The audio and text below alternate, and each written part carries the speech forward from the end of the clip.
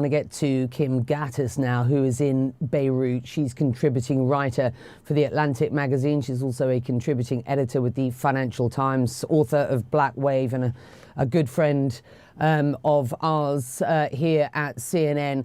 Kim, if this indeed was Israel, if this was Israel with what appears to be the assassination of Ismail Haniyeh in Iran, this would be 2 Israeli assassinations on foreign soil in, 24 hours. Kim, what do you make of the news that we are just getting in?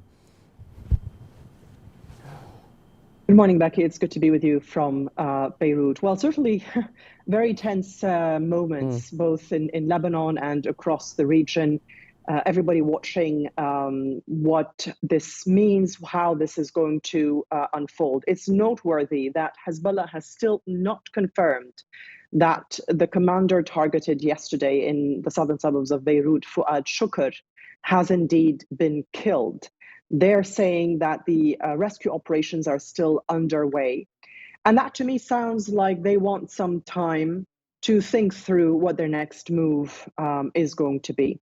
When it comes to the assassination of Ismail Haniyeh in Tehran, what I found interesting was to watch videos of him yesterday evening, walking around Tehran, seemingly very comfortable, at ease, not worried about his security, to then have him assassinated in a residence used by veterans in Tehran shows you that he did not fear that he might be a target at this point in time, which I would think is a little bit odd. You'd think that all Hamas leaders, knowing that Israel has promised to target them, would take more security measures, especially at this time.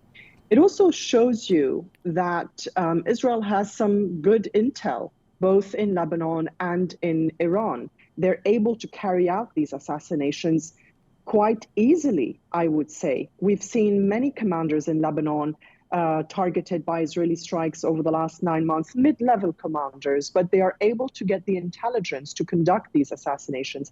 And similarly, for the targeting of Ismail Haniyeh in Tehran, he doesn't live there full time, so it's not as though the Israelis could track his routine over many days. He had arrived for the inauguration of the Iranian new president. So a lot of good intel, probably intelligence gathering on the ground, agents providing information for Israel. The key question now, of course, is how are Hezbollah and Iran going to respond to this? We are getting very close to the possibility of an all-out conflagration, but I'd like to put forward a possible other trajectory.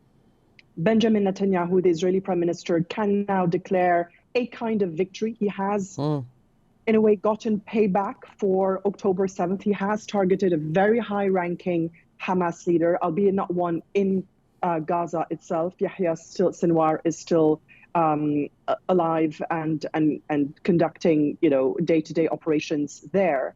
And that could allow Benjamin Netanyahu to then say, I'm ready for a ceasefire deal. But it all depends on how Hezbollah and Iran are going to respond. They are going to respond. The question is, can it be contained and choreographed in the same way that it was in April when Iran and Israel launched missiles and drones at each other?